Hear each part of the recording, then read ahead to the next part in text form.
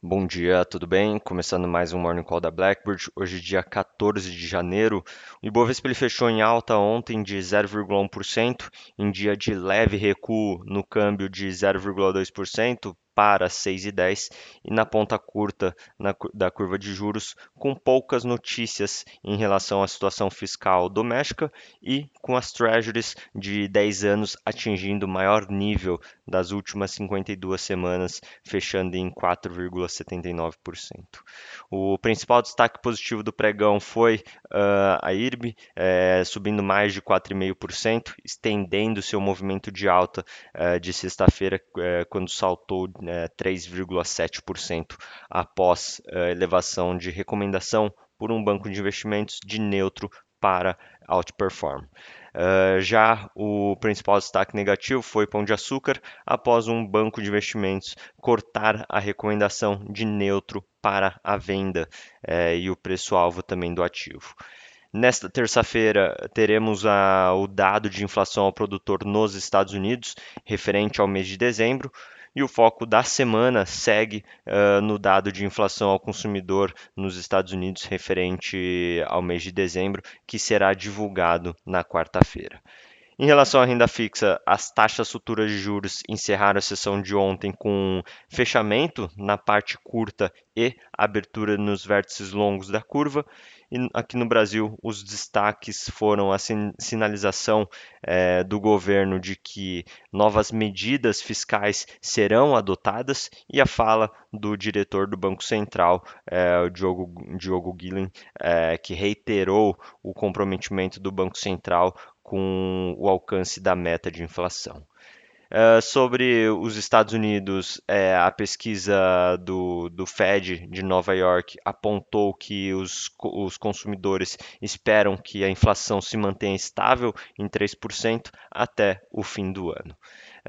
E falando sobre os mercados globais, nesta terça-feira, os futuros nos Estados Unidos abrem em alta em torno de 0,5%, à medida que o mercado ele aguarda dados de inflação de dezembro, confirmação de Bessent, né, para a Secretaria do Tesouro e o início da temporada de resultados amanhã, com a divulgação dos balanços de bancos.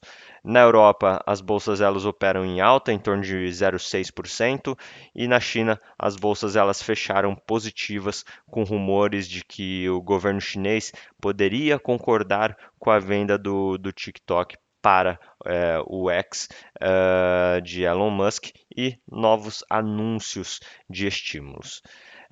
Em relação à economia, o petróleo do tipo Brent alcançou em torno de US$ 81 por barril na segunda-feira, o nível mais alto em mais de 4 meses, devido às restrições dos Estados Unidos para barrar a distribuição de petróleo da Rússia. Nos Estados Unidos, o rendimento do título de dívida do Tesouro de 10 anos atingiu 4,8%, seu nível mais alto desde novembro de 2023.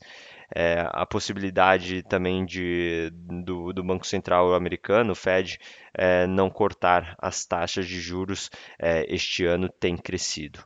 E falando aqui no Brasil, o Boletim Focus apontou para leve alta nas expectativas de inflação.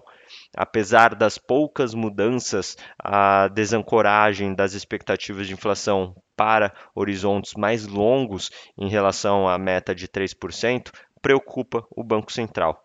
E com relação à taxa Selic, o consenso de mercado se manteve em 15% para este ano e 12% para 2026. Para 2027, as projeções subiram de 10% para 10,25%. E no calendário de hoje, destaque para a inflação ao produtor nos Estados Unidos.